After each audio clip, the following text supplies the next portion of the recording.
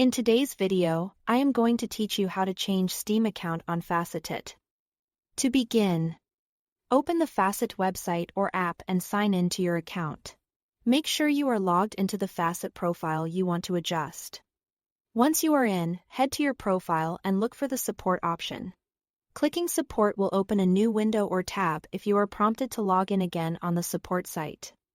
Go ahead and sign in with the same account to continue. On the support page, navigate to the My Account section. Then open Account Management. If you see an option to see all articles, click it to reveal everything in this category. From there, look for the Deactivate option. Select Deactivate. Then submit a request to deactivate your account. This request is what starts the process of unlinking your current Steam account so you can change to a different one. When you fill out the request, be clear that you are deactivating specifically to switch the Steam account link to Faceit. Next, contact support directly to inform them of the switch.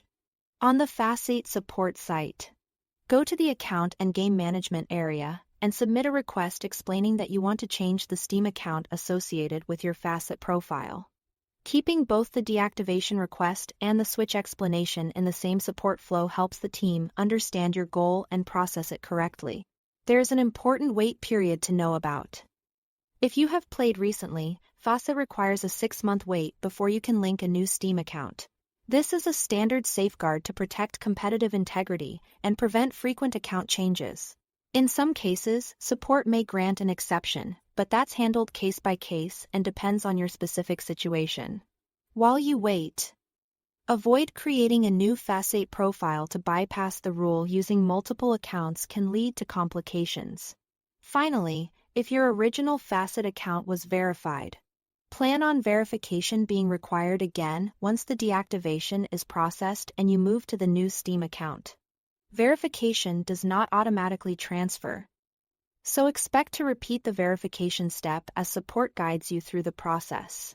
Keep an eye on your email and support ticket for updates and any additional information they request.